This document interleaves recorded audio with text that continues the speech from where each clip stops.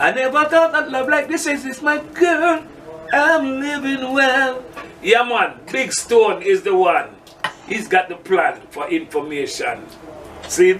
That's the part. What are you enjoying? God! They're making their pleasures, but lying every word.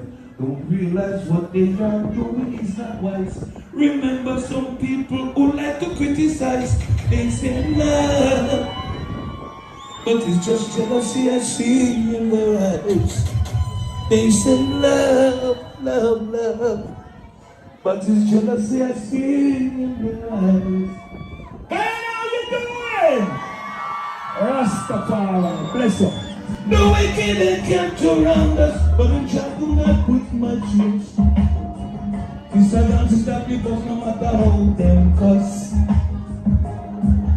They keep on knocking, but we won't let them in. Their mind is filthy and their heart is full of sin. Trying to break my code. Father will help me to take the overload. They take pins and nuggets and covering me. I'm living a life that is honest, cause I want to be free. Free for all of eternity. There are some I want to be free now from pain and misery. The blessings of Jah is upon me. Ooh, guiding and keeping me there, you see. Take it away, take it away. It's true. Oh, na na na na na na. His mercy and good for me. Na na na na. Now my let's rise and shine and give Jah the glories. His mercy and good for me. Make me free like the birds in the trees. Let us sing and shout His praises forever. Yes, and good afternoon, ladies and gentlemen. Welcome once again to Big Stone Television. Today is a very exciting day for me because I have the now golden opportunity of talking to a living legend / icon. We're talking to a man that's been in the business for well over 40 years, going on 50 years. We're talking to none other than Glen Washington, or famously known as Glen Washington. The musical career of Glen Washington, singer, songwriter, and drummer, personifies the cliche, the race is not for the swift but for those who can endure. The triumph of Glen Washington's endurance has been 25 years in the making. Like most successful artists, Washington evolved from humble upbringing. Born in the parish of Clarendon, Jamaica, he is currently one of the most in-demand artists in reggae music. This has come after many years of recording and waiting in the wings. In 1997, he released his debut album, Brother to Brother, and to date has released over 40 albums. Fans and critics alike say there's not one bad song in his catalog. Washington began his musical career in the early 70s as the lead singer for the group Names and Faces. He later became the lead singer in a band called 35 Incorporated and learned to play the drums under the guidance of then drummer Joseph Hill. We're talking about Joseph Hill of Culture. When Hill left the band, Washington filled the slot and became a singing drummer. There are positive lessons of encouragement and motivation to learn from Washington's experience. His musical career is reminiscent of Boris Gardner, singer, bass player, and band leader, who after 25 years in the music industry recorded the golden I Want to Wake Up With You. In the same vein, it was 30 years after recording the classic Black Magic Woman that Santana went on to sweep the 2000 Grammy Awards for the gigantic hit Maria, Maria. Similarly, Washington made his first hit records, Rockers No Crackers, in 1978 for Joe Gibbs' record label. But he did not grace the charts again until the release of the hit Kindness for Weakness in 1998. Most music industry insiders will say that after 20 years in the business, it's unlikely that an artist would release his biggest hit. But it has proven again and again how speculative this business is. Over the years, Washington has recorded sporadically as a solo singer and extensively as a studio drummer, and has laid tracks for various artists. Simultaneously, Washington was a full-time drummer, sometimes singer, in several different bands such as The Avengers, The Titans, The Happiness Unlimited. But Happiness Unlimited, he migrated to the United States to work with none other than the legendary Stevie Wonder. Yes! The other bands he played with are Calabash, and bands that backed artists such as Leroy Sibbles, Shine Ed, Junior Reid, Gregory Isaac, Sister Carol, and The Meditation. After a short hiatus from performing in 1997, Washington once again pursued his solo singing career by doing some recording session for Studio One famed producer Clement Dodd. It was deja vu all over again with the release of Washington's awesome debut album, Brother to Brother. It seems the Studio One sound was launching another artist's career. However, it was a year later, while recording for producers like Campbell and Jason Sterling, that Washington hit with the classic album Next to You. It was marketed by BP Records and featured the hit song Kindness for Weakness. All the tracks in this album are considered single material. Washington's singing career is smooth, raspy bass voice has often been likened to that of Barry Salmon. And Washington says, Barris is one of my favorite entertainers, so I regard it as a compliment to be compared with him. I could go on and on and on and on. Respect me, brother. It is an honor to speak with you. This is not a by chance encounter. I've been wanting to interview Glen Washington for as much as 10 years.